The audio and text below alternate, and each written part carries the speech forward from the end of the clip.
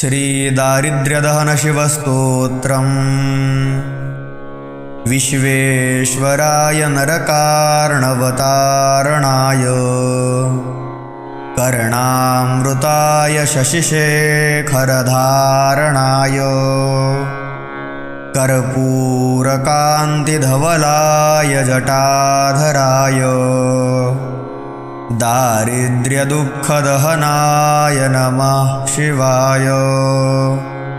दारिद्र्यदुःखदहनाय नमः शिवाय। गौरीप्रियाय रजनीशकलाधराय कालान्तकाय भुजगाधिपकङ्कणाय गंगाधराय गजराजविमर्दनाय दारिद्र्यदुःखदहनाय नमः शिवाय। दारिद्र्यदुःखदहनाय नमः शिवाय। भक्तिप्रियाय भवरोगभयापहाय उग्राय दुर्गभवसागरतारणाय ज्योतिर्मयाय गुणनामसुनृत्यकाय दारिद्र्यदुःखदहनाय नमः शिवाय। दारिद्र्यदुःखदहनाय नमः शिवाय। चर्माम्बराय भवभस्मविलेपनाय भालेक्षणाय मणिकुण्डलमण्डिताय मञ्जीरपादयुगलाय जटाधराय दारिद्र्यदुःखदहनाय नमः शिवाय।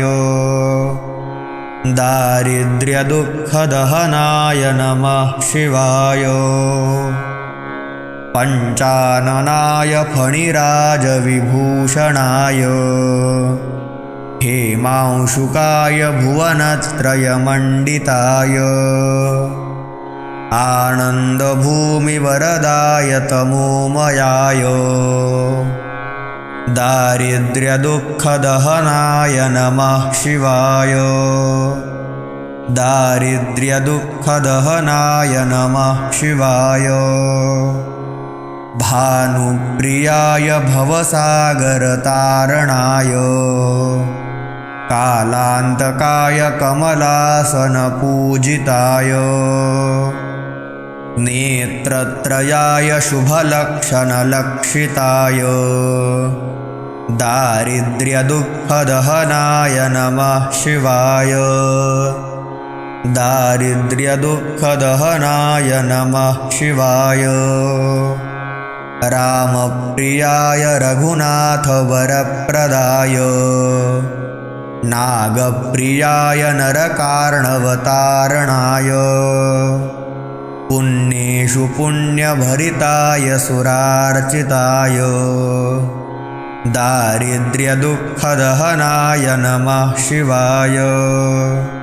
दारिद्र्यदुःखदहनाय नमः शिवाय। मुक्तेश्वराय फलदाय गणेश्वराय गीतप्रियाय वृषभेश्वरवाहनाय मातङ्गचर्मवसनाय महेश्वराय दारिद्र्यदुःखदहनाय नमः शिवाय। दारिद्र्यदुःखदहनाय नमः शिवाय। वसिष्ठेन कृतं स्तोत्रं सर्वरोगनिवारणं सर्वसम्पत्करं शीघ्रं पुत्रपौत्राधिवर्धनं त्रिसन्ध्यं यः पठेन्नित्यं स हि स्वर्गमवाप्नुयात्। स हि स्वर्गमवाप्नुयात्। श्रीवसिष्ठविरचितं दारिद्र्यदहनशिवस्तोत्रम्।